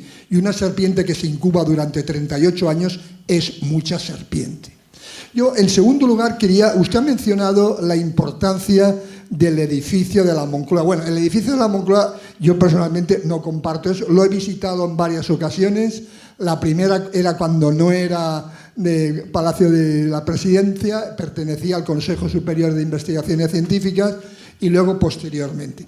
Yo creo que lo que fue decisivamente y afectó a la personalidad del señor Suárez fue que se arropó de una idea parecida a la del general de la Rovere, en ese famoso personaje italiano de la Segunda Guerra Mundial, porque si no, no se concibe que se pudiera pergeñar en contra de la opinión del que era presidente de las Cortes, don Torcuato Fernández Miranda, catedrático de Derecho Político, que se considerara una posibilidad de introducir términos como nacionalidades y como autonomías, con lo polémico y con lo nefasto que ha sido, viéndolo retrospectivamente hasta la actualidad.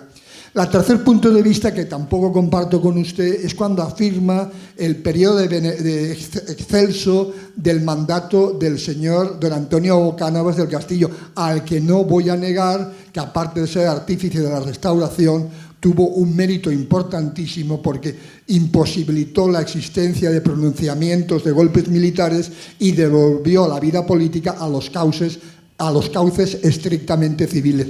Pero tampoco se puede olvidar lo que supuso en la estructura de la oligarquía de los partidos, el encasillado, lo que era el pucherazo, que don Francisco Romero Robledo era un experto doctor en realizar esos temas. Por lo tanto, alabar estrictamente a don Antonio Cánovas, sí, su trayectoria ejemplar como hombre austero, como buen amante de la historia, hay que citarla en primer lugar. Pero también hay que mencionar otros aspectos que desgraciadamente tuvieron en ese periodo circunstancias que inexorablemente tuvieron que desembocar primero en una dictadura y luego en una república que abocó en una guerra civil. Yo, por último, quisiera mencionar un aspecto. La historia, desgraciadamente, ha sido la gran víctima del periodo llamado democrático. La historia está ocultada a los alumnos en la enseñanza.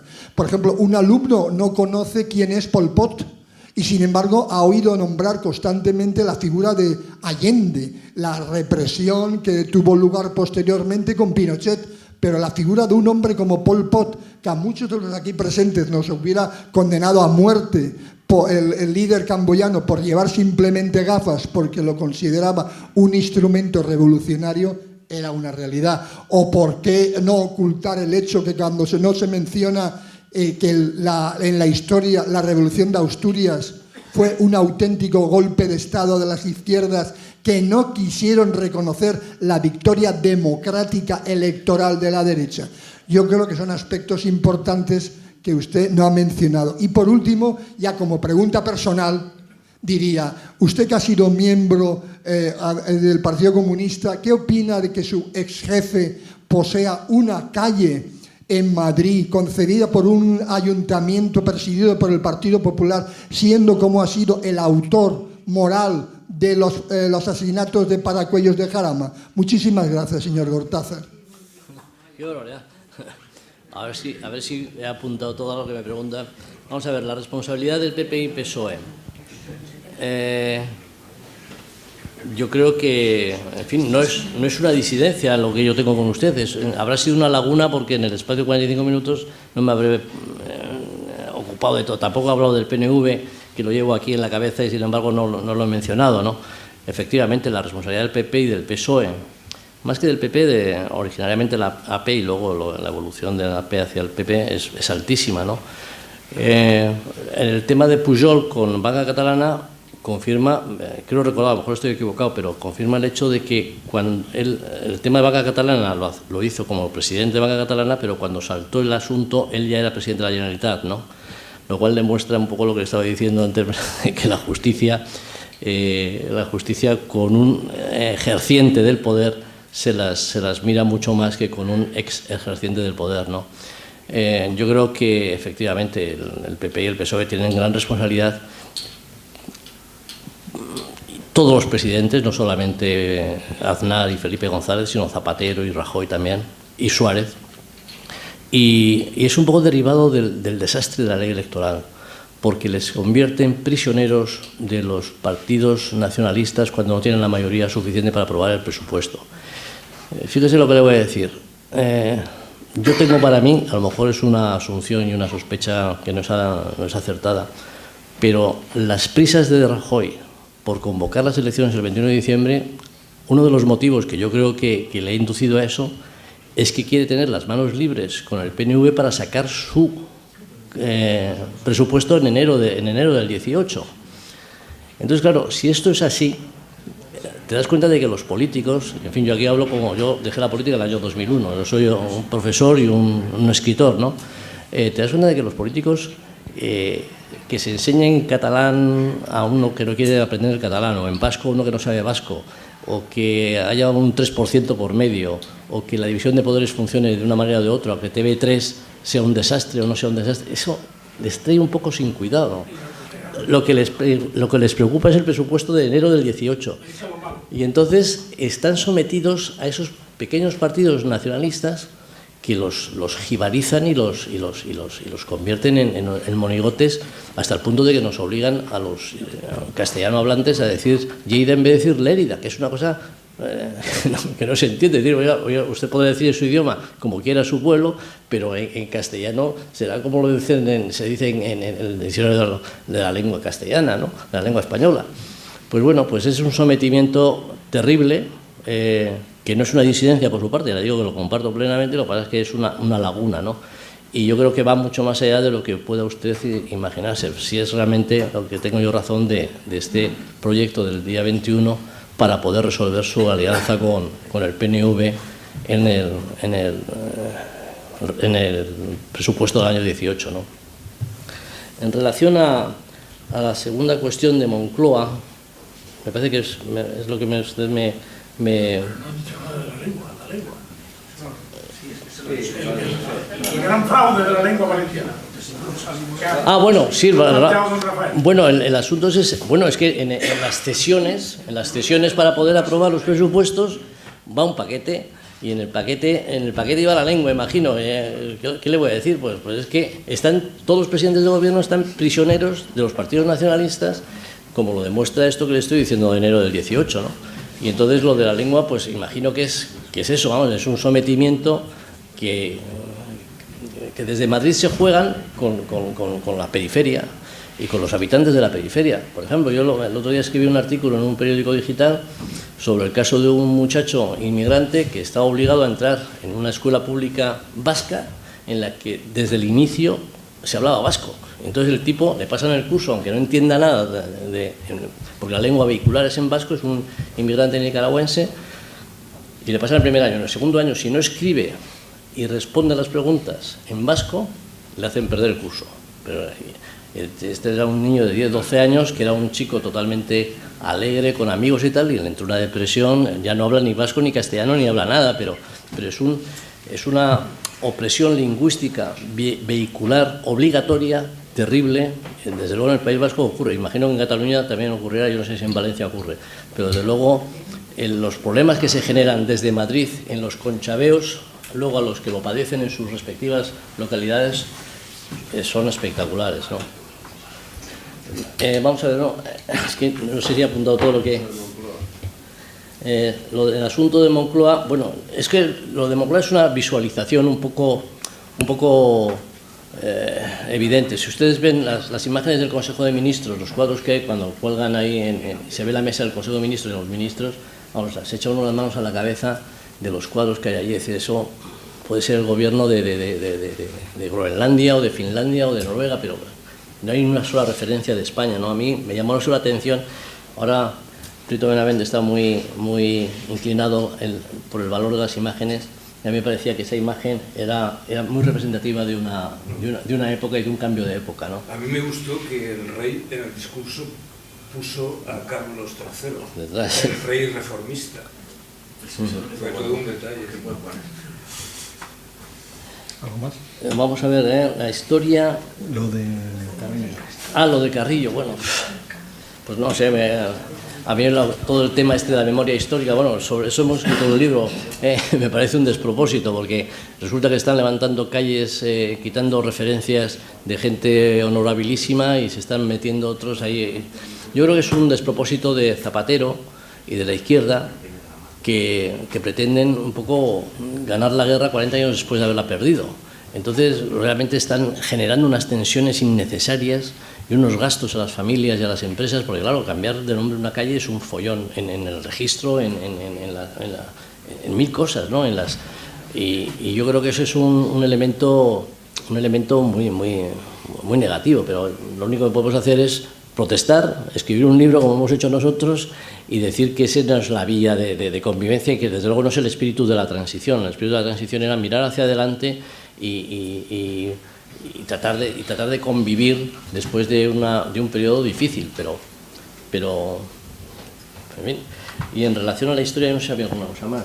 Yo no me acuerdo ahora. Bueno, está él, luego estoy yo. Creo que voy a ser muy breve porque ya se está haciendo muy tarde. Bueno, sí, Cánovas, perdón. Lo de Cánovas, sí. Vamos a ver, Cánovas, comparto su visión positiva de Cánovas, y luego hace usted una crítica del caciquismo, la encasilla. Yo lo comparto plenamente, es decir, es más, la restauración cayó por el mismo motivo que puede caer esta segunda restauración, que es la falta de representatividad. Los sectores más dinámicos de las ciudades no se sentían representados por sus diputados, porque, salvo en algunas ciudades y algunos distritos, eran encasillados, eran nombrados a dedo. Hay que decir que eso generó un sistema estable y relativamente aceptado por todo el mundo desde el año 76 hasta final de siglo. Con la caída de Cuba eso entró en crisis, pero en esa época ya asesinaron a Cánovas. Es decir, que Cánovas es responsable hasta el año 97. Lo que pasó después del 97 tenían que haberlo reformado los siguientes políticos. Y hubo políticos que quisieron hacer representativo el sistema, pero el sistema se resistía a ser reformado, y vino al cabo de 20 y tantos años, al cabo de 25 años, una dictadura.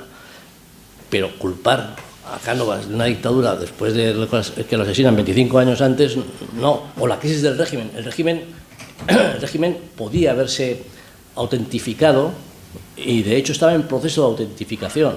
Cada vez había más distritos representativos, efectivamente representativos, pero en su conjunto no era representativo, estaba muy viciado. Eso por supuesto, ¿no? Bueno, como he dicho, voy a ser muy breve, pero quiero hacer hincapié en dos problemas que considero que nos importan mucho a los valencianos. Uno de ellos es la usurpación que han hecho continuamente desde que allá por el año 1960 vino un catedrático llamado Joan Reglà de Barcelona, que junto con Joan Fuster y otra serie de personajes, Raimon el cantante y otros, se empeñaron en decir que la igualdad de la lengua. Y los políticos de aquí, en aquel momento el PSOE, les hicieron la corte y continuaron con la igualdad de la lengua. Consecuencia, no se habla valenciano aquí en las universidades, se llama literatura catalana y lengua catalana. El valenciano ha desaparecido, contra el anacronismo que hizo también en su día la Real Academia de la Lengua, diciendo que el valenciano era un dialecto del catalán, que tampoco es verdad, porque el valenciano se hablaba aquí 300 años antes que cuando en el Imperio Carlomagno estaban todas las lenguas de Occitania. O sea que el valenciano es mucho anterior a que el idioma catalán. Aquellos fueron más pillos e hicieron una gramática y se apropiaron de la lengua. Y todos los políticos que ha habido aquí durante la transición y antes de la transición han callado.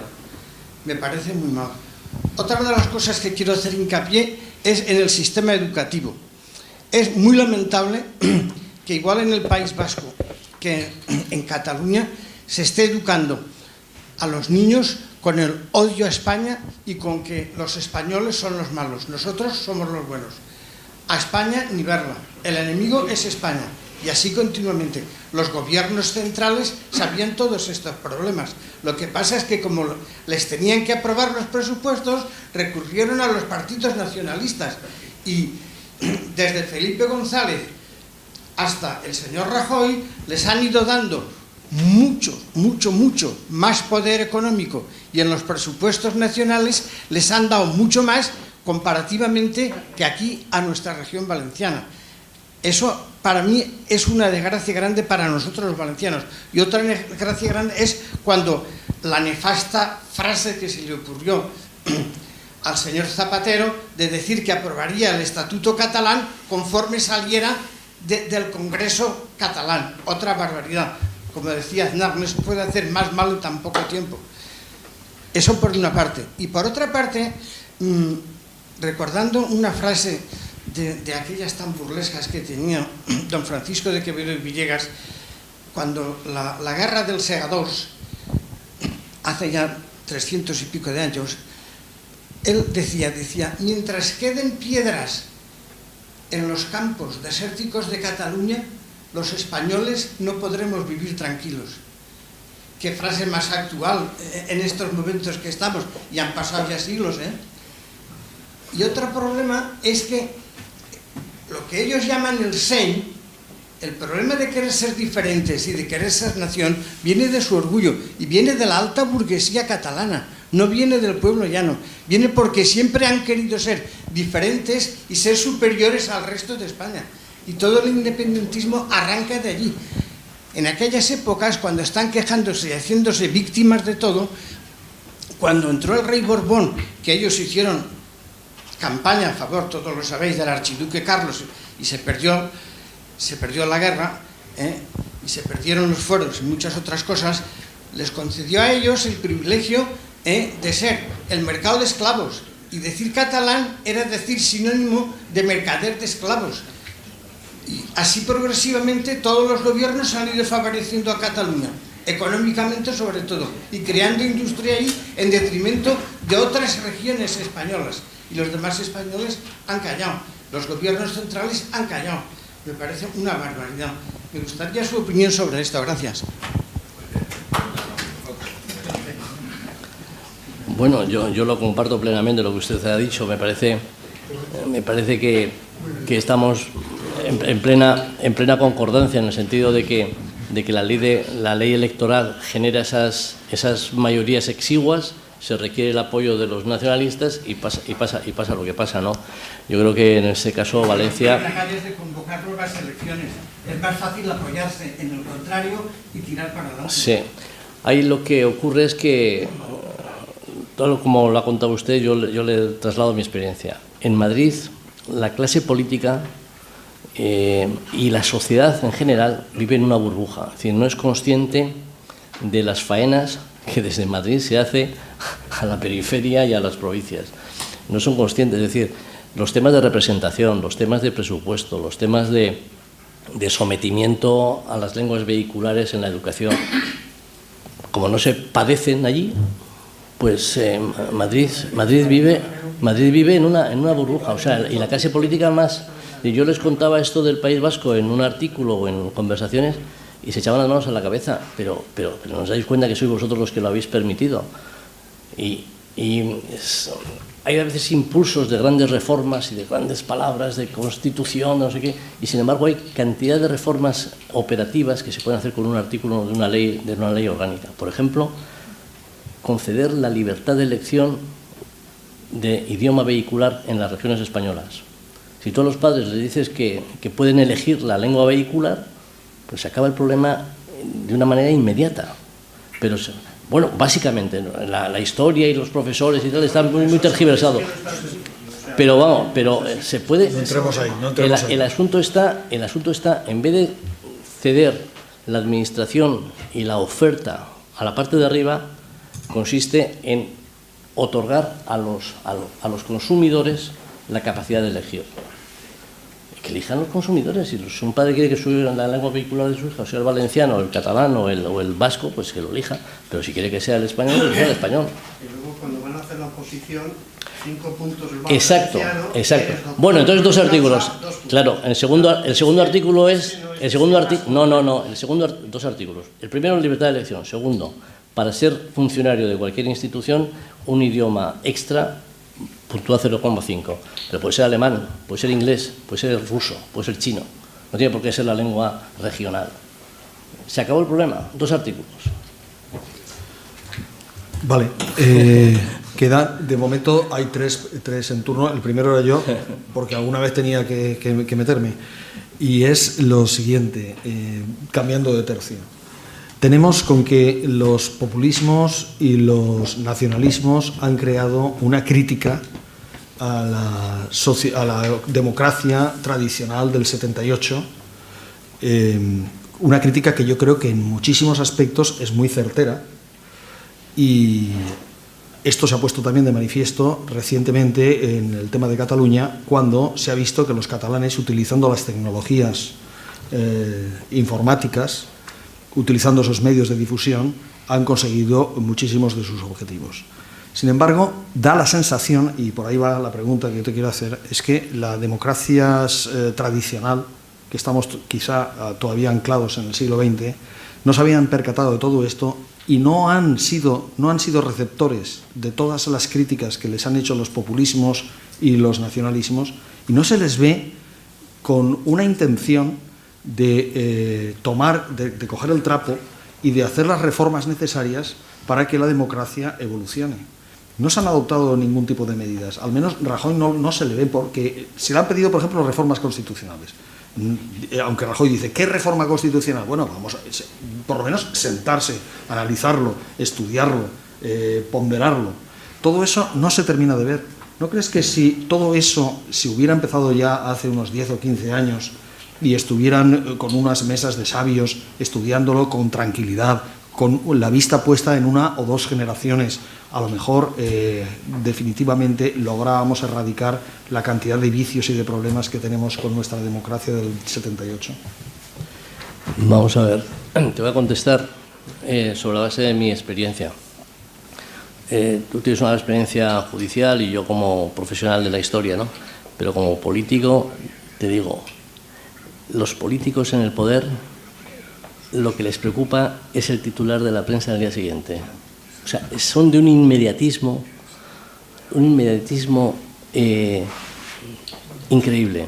Mira, los populistas han hecho críticas del sistema del 78, fundamentalmente a partir de la crisis económica del año 7, muy singularmente con la gente que se puso que me parece que fue el año 12, en lo de la Puerta del Sol.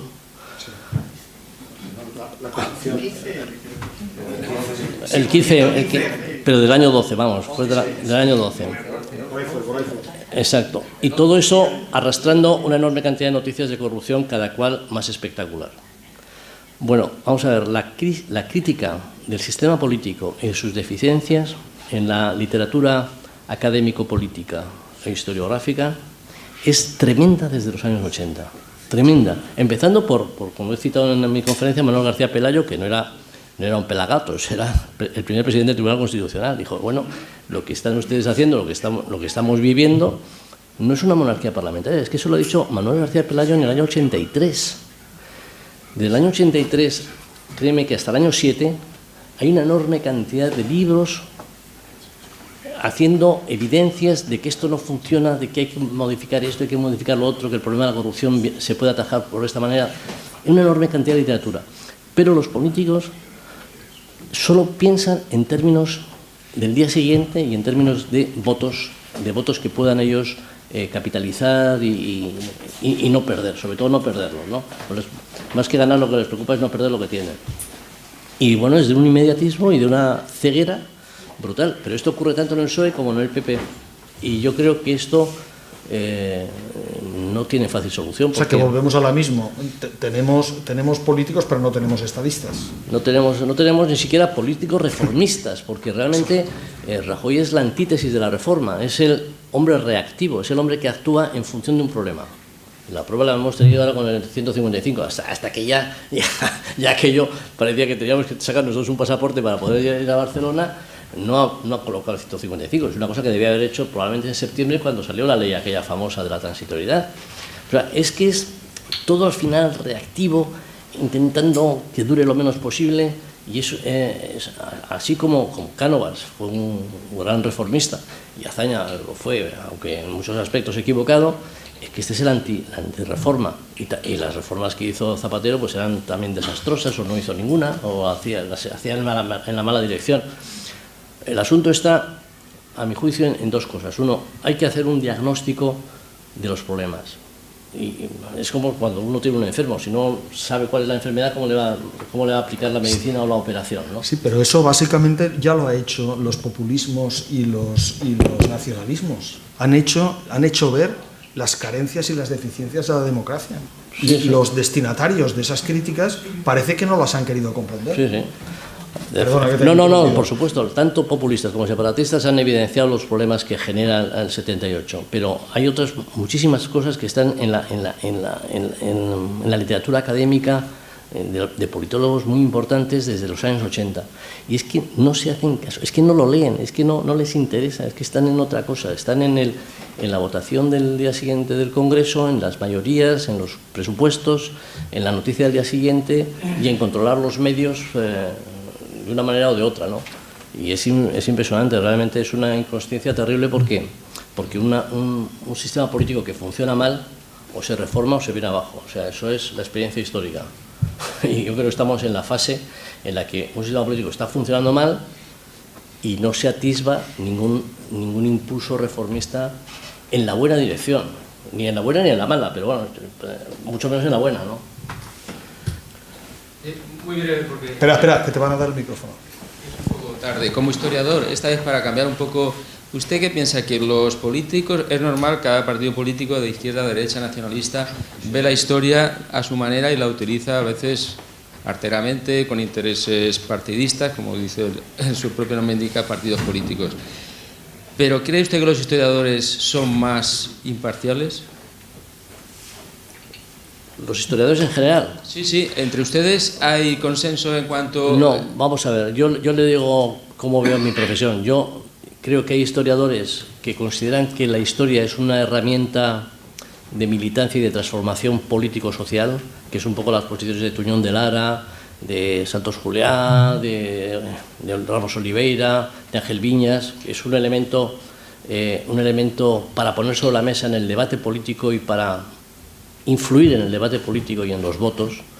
Y luego, en el grupo de historiadores en el que yo me encuentro, que somos muy minoritarios, no sé si somos objetivos o no somos objetivos, pero lo que nos gusta es exponer los hechos y hacer una interpretación de los hechos de tal manera que lo que sea salvable y positivo se reconozca como tal, y lo que sea negativo, criticable y que ha demostrado la experiencia popperiana que debe cambiarse, se cambie. En consecuencia, es un concepto totalmente... Nuestra visión de la historia es muy decimonónica, en el sentido de maestra de la vida, de lo que está bien, pues bendito sea Dios, y se reconoce como heroísmo o como factores de integración y positivos, y lo que la experiencia, no mi opinión, sino la experiencia ha demostrado que no funcionaba y que va mal, como por ejemplo los problemas que tiene el régimen del 78, intentar decir cuáles son y cuáles podrían ser sus posibles soluciones. Pero no tenemos un concepto de la historia, los historiadores liberales o conservadores, digamos, de tipo militante y de tipo excitador de los demás, que es lo que tienen muchos historiadores de la izquierda, ¿no? Que utilizan la historia como una herramienta de agitación, ¿no? No sé si le he contestado. Salvo que haya alguien más que quiera hacer alguna cuestión, terminaremos con José Luis. Me ha parecido interesantísimo el enfocar la charla sobre una base de un discurso histórico, eso en primer lugar.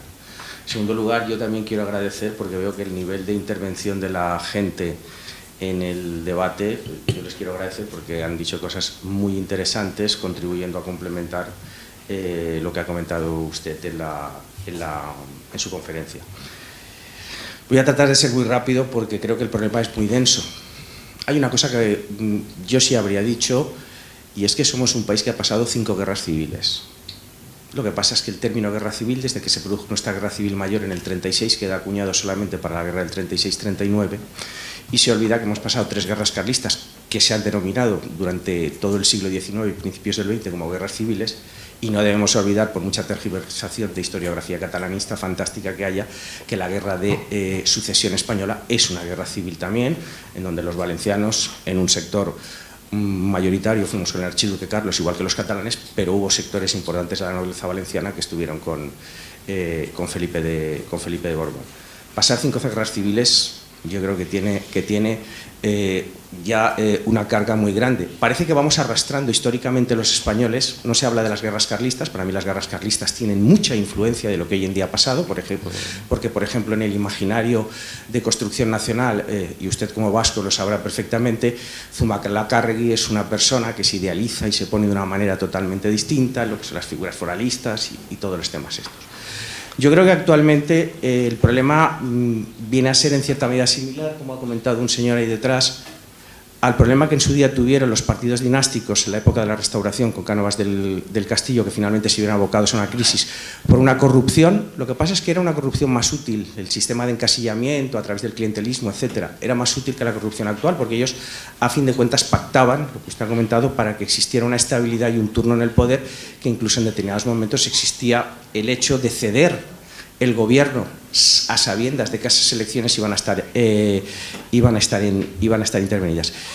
Yo creo que actualmente, y ha hecho hincapié en ello Luis, el factor económico, unido a cambios de comportamientos sociales y las nuevas tecnologías con la influencia que tienen, pero sobre todo el factor económico, como eran las antiguas crisis de carestía que provocaban los motines en su momento, lo que pasa es que ahora tenemos los medios digitales y el impacto de los medios de comunicación y la globalización, han tenido una influencia decisiva y crucial, no como causante único, pero sí como chispa desencadenante que ha ido provocando la explosión ante la que ahora nos hemos encontrado, desde un punto de vista de que hay unas fuerzas políticas que intentan aprovechar vía la crisis actual institucional que se pueda vivir para llevar a cabo una revolución, más o menos populistas en unos casos o antisistema en otros, y los separatistas para marcharse. Pero yo lo que veo muy difícil aquí es la solución.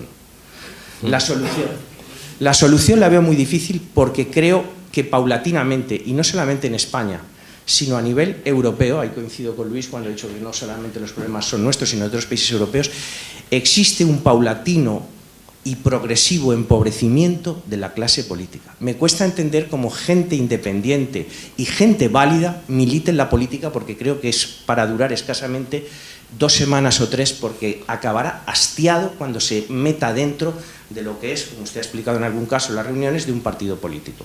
Entonces, ese déficit de formación, a la vez que se ha producido una profesionalización, más que una profesionalización, perdón, me he expresado mal, una salida profesional para mucha gente totalmente inválida y que ha ocupado a través de los partidos políticos, cuando han tocado poder, cargos, vamos, imposibles de acceder a ellos por méritos profesionales, dificulta mucho hoy en día las cosas. No hay un interés en los partidos políticos porque se produzca un cambio y una reforma en ellos con gente válida y profesional, y yo creo que la gente válida y profesional no va a ir hoy por hoy, vamos, salvo por un auténtico espíritu de sacrificio y de servicio público, y cuesta a veces entenderlo, a entrar en el tema de la política. O sea que veo muy difícil cambiar este sistema partitocrático. El diagnóstico y el tratamiento está bien, pero es como si a alguien le das un tratamiento y no se va a tomar las pastillas ni va a hacer el régimen. Pues yo creo que esto es la voluntad. Y luego, por lo que ha comentado usted del tema de Rajoy, yo no soy rajoyista, pero quiero un poco romper una lanza. Habría que verse la situación que este hombre se ha visto y en la poca colaboración que en un momento determinado ha tenido por parte del partido que en esos momentos estaba en la oposición, en este caso el Partido Socialista, en donde se ha evidenciado también una fractura entre lo que es la línea de antiguos dirigentes del PSOE y la actual Secretaría General del PSOE, y esto es quizá lo que haya dado lugar a que por parte de Rajoy se haya tardado, con todas las precauciones del mundo, a aplicar el 155. Hay mucha gente que pedía medidas rápida e inmediatamente. Por la misma regla del 3 que usted ha comentado, que está seguro, yo también coincido con esa apreciación, que el gobierno no era partidario hoy, por ejemplo, del encarcelamiento de Junqueras, eso mismo creo que en un momento determinado ha retrasado al gobierno a aplicar o a buscar el momento más oportuno para aplicar el 155. Porque creo que si verdaderamente hubiera una entente entre los dos grandes partidos y una reforma interna de los dos grandes partidos con caras nuevas y con gente válida, sería mucho más fácil resolver cuestiones. Pero aquí el problema está en que el partido que está en la oposición se dedica, sea cual sea, a triturar al partido que está en el poder para sacarlo y subir él. Y hace falta, no estadistas solo, Carlos, como has dicho tú, estadistas y además gente válida. Sí, sí, claro. Las dos cosas. Porque es que normalmente suyo, el que es válido y tiene capacidad será estadista. Y el que no es válido y no tiene capacidad no va a ser, no va a ser estadista en ese sentido. Bueno, empezando por yo, rápidamente, porque ya es buena señal que estemos hablando aquí, porque es señal de que el salón de los encuentros ha funcionado y el debate es lo más interesante, ¿no? Pero vamos a ver, empezando por lo último. En el año 11, el señor Rajoy, por supuesto, le voté y lo votaron 11 millones de españoles, o 12, una barbaridad. Tuvo una mayoría absoluta y tenía algo así como 40 de las 52 capitales de provincia como alcaldes, un poder autonómico brutal y una capacidad de reformas brutales. Bueno, se presentó con un programa, entre otras cosas, que decía que iba a derogar la ley de memoria histórica, sabrán ustedes, y otra serie de planteamientos reformistas, y es que no desarrolló ninguno. Se dejó envolver en el tema de que era muy importante la prima de riesgo. La gente no sabía quién era esa señora, porque la comunicación política no es el fuerte de este gobierno, y de bueno, esto la de prima de riesgo debe ser una cosa increíble y tal. Y la prima de riesgo, yo comprendo que es muy importante, pero para nada utilizó ese enorme poder que tenía para decir, vamos a ver, aquí hay un problema de exceso de políticos, exceso de administraciones, vamos a hacer como han hecho los franceses, que han unido regiones históricas, como han hecho los italianos, que han reducido miles de municipios, las diputaciones. Es que las oportunidades que ha tenido el presidente Rajoy desde el año 11 al 15 de producir reformas y llamar buenamente al entonces mucho más dúctil que era Rubalcaba, ¿no? Era un tipo mucho más razonable y estaba muy acostumbrado a todo lo que es el pacto y tal. Yo creo que fue una oportunidad perdida, ¿no? Luego ya en una situación de minoría parlamentaria es todo mucho más complicado. Ahora mismo yo comprendo que es mucho más complicado gobernar, pero en la experiencia de la partidocracia española hay que reconocer que el que tiene la Moncloa tiene ganado muchísimo, vamos, arrastra el poder de una manera, aunque sea minoría, y la prueba está que con 120 y tantos diputados arrastras muchísimo en política, ¿no? Pero tienes que arrastrar y tener alguna iniciativa, y al final ha tenido la de 155 porque es que no ha habido otro remedio. Si hubiera sido posible no lo habría aplicado, ¿no? Yo creo que realmente hay muy poca vocación reformista por parte de los presidentes. Yo creo que en ese sentido Aznar sí que la tuvo en la educación, lo que pasa es que se envolvió, perdió 4 años primeros en hacer legislación, y cuando la hizo luego se le vino abajo, ¿no? Y otras cosas que no han abordado debidamente, como el plan hidrológico era fundamental, y perdió 4 años también inicialmente, cuando terminó vino el 11M. En fin, realmente estar 8 años y perder los 4 primeros con el Majestic y con ministros que no sabían muy bien qué hacer porque no tenían un programa de reformas, eso fue una cosa bastante negativa, ¿no? En cuanto a la cooptación de personas válidas, el sistema partitocrático actual echa a la gente válida y coopta solo a los pelotas, a los halagadores y a técnicos que son traídos de los altos cuerpos del Estado, que los coloques de subsecretarios o secretarios de Estado o de directores generales, porque son tipos que saben leyes y son profesionales, ¿no? Pero realmente todo lo que es el aparato político normalmente son gentes de las juventudes o gentes adictas que realmente no se les ocurre llevarla contra para nada al presidente del gobierno y mucho menos controlarlo, ¿no? Como he dicho por el ejemplo de la señora Merkel con relación al señor Kohl, ¿no? Aquí es imposible atraer a las filas políticas a gente profesionalmente competente, vamos, es imposible, y como dice usted, realmente tiene mala solución. Yo tengo la esperanza de que esto vaya, en algún momento, sea tan clara la necesidad de la reforma, que a través de la Comisión del Congreso o a través de los nuevos políticos, que son el señor Rivera, el señor Sánchez, etcétera, vean formas de avanzar, y de alguno del PP también, lógicamente, formas de avanzar en otra dirección, pero desde luego en otra dirección tiene que avanzar, y si no, este régimen político va a padecer mucho, ¿no? Sí, yo creo que las reformas tienen, independientemente de la apelación a la mayoría absoluta, es que luego cambia el otro gobierno cuando... Claro, tiene que hacerlo entre todos. Es la ley de educación, claro. Cuando hemos tocado el tema de la educación. Tiene que hacerlo entre todos. Tiene que ser un consenso de todos. Exacto, exacto. Sí. Bueno, pues yo creo que ya después de todo este debate tan estupendo que hemos hecho, no nos queda más que darle un aplauso a los pocos que quedamos.